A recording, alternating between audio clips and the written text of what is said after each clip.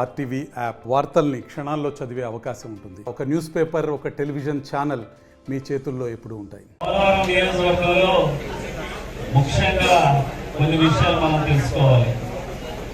Polavaram project కట్టడానికి ఆ రోజులో రాజశేఖర రెడ్డి గారు నేరుగా రాంబాబు గారిని సంప్రదిస్తే మొట్టమొదటిగా ఈ ప్రాంతాన్ని సస్యశ్యామలంగా చేయడానికి ఆయన ఒక అడుగు వేసి ఆయనకున్నటువంటి భూమిలో R&R ప్యాకేజీగా 110 ఎకరాలు గవర్నమెంట్ కి ఆ రోజు ఇవ్వడం జరిగింది. ప్రాజెక్ట్ అవడానికి తొలి అడుగుగా మన రాంబాబు గారు ఆ రోజు తొలి అడుగు వేశారు.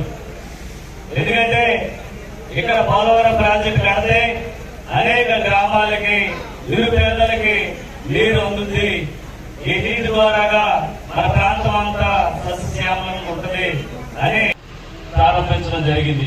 కానీ టీడీపీ హయాంలో 70% పూర్తయినటువంటి పోలవరం ప్రాజెక్ట్ ని వైసీపీ వచ్చిన తర్వాత కనీసం ఒక్క తట్టడి మట్టి కూడా ఈరోజు పోయలేని పరిస్థితుల్లో ఈ వైసీపీ ప్రభుత్వం ఉంది. ఈరోజు పోలవరం నియోజకవర్గంలో ఇక్కడ ఉన్నటువంటి 3 మండలాల నిర్వాసితులకి ఎక్కువ నష్టం ఈ వైసీపీ ప్రభుత్వం వల్ల అయింది. ఈరోజు వారికి సరైన నష్టపరిహారం ఇవ్వకుండా, అలాగే వారు నష్టపోయినటువంటి ఇల్లుకి వేరే చోట్ల కట్టించేటువంటి ఇల్లుకి సరైన సదుపాయాలు లేక, వారికి ఏదైతే నిర్వాసితులు కట్టిస్తున్నటువంటి ఇల్లుని 23 రకాల సదుపాయాలు ఉన్నటువంటి ఇళ్లుగా వారు ప్రభుత్వం వారు నిర్ణయించి అక్కడ స్కూళ్లు, అంగన్వాడీ బళ్ళు, చర్చిలు, గుళ్ళు, అలాగే కమ్యూనిటీ హాళ్లు, ఈ విధంగా అనేకమైన సదుపాయాలు కల్పించిన తర్వాతే నిర్వాసితులు అక్కడికి తరలించాలి. కానీ ఈ రోజు ఈ వైసీపీ ప్రభుత్వం ఏం చేసింది మీ అందరికీ తెలుసు. ఇప్పుడు 10 సంవత్సరాలప్పుడు కూడా ఈ రోజు వరకు కూడా వారికి నష్టపరిహారం అందలేదు.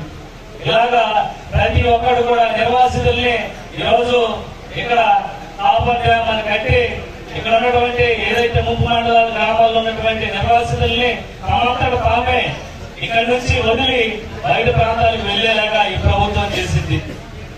ఎందుకంటే వారు తమంతకు తాము వెళ్తే మన నిర్వాసితులకి ఏదైతే కాంపోజిషన్ ఇవ్వాల్సిన ఉండదు, వారే వెళ్ళిపోవచ్చు అనే ఉద్దేశంతో, అలాగే అనేక గ్రామాల్లో ఉన్నటువంటి ప్రజల్ని ఇక్కడ ఉన్నటువంటి ఏదైతే ప్రభుత్వం ఉందో, ఏదైతే నాయకులు ఉన్నారో వారిని బయట రూముల్లో అద్దెలు కట్టుకుంటూ వారు కొనసాగి 1 సంవత్సరం వరకు ఇచ్చి తర్వాత నుంచి వారు ఎటు వెళ్ళారో కూడా తెలియని పరిస్థితుల్లో ఈ వైసీపీ ప్రభుత్వం తీసుకుంది.